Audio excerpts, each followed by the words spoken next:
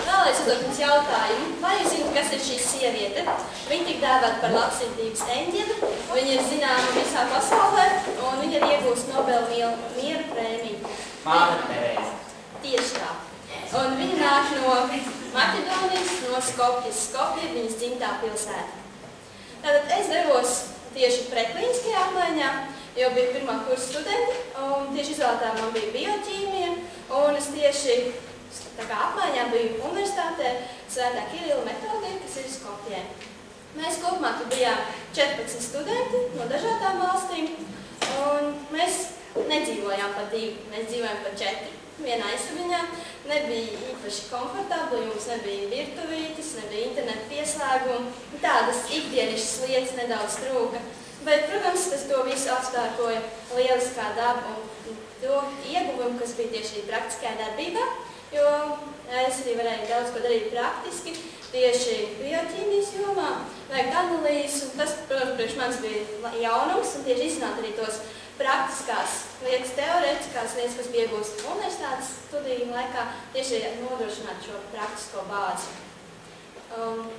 Šeit arī jūs redzēt dažas bildes no sociālās programmas. Mēs devāmies uz tuvākajām skaistākajām vietām, un arī varbūt esat dzirdējuši par Milēniju krustu, kur uzcēla 2002. gadā, un arī televīzijā bija sižets par šo atgadījumu. Tur sieviete teica, ka tas būs viens liels pluss Maķedonijai.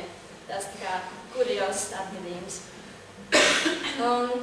Viena no skaistākajām pilsētām, tur ir Ohrid, ka mums ir jūrmala, viņiem ir Ohrid. Tā atrodas pie liela ezera, kas ir ļoti plašs, tā kā viņi to paši dēvē par savu vietējo jūru. Daba ir pasakaina, klimats perfekts, 35 grādi, 40 karstums, lielisks, lai izbaudītu šīs valsts skaistumu. Un arī mēs bijām uz citām tuvākajām valstīm, kā Grieķija, jūs varbūt šodien dzirdējāt Tesaloniku. Mēs arī devāmies tur, apstīt skaistākās vietas tieši tur. Maķedonieši ļoti mīl futbolu.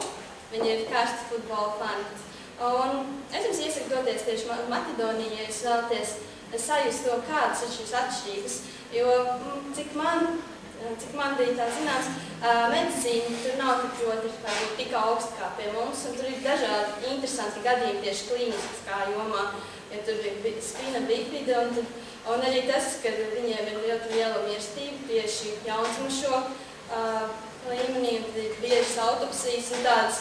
No tā skatu punktu tieši braucot praksē var saskarties dažādām situācijām, kas nav tipiskas, piemēram, mūsu reģionam. Paldies par uzmanību!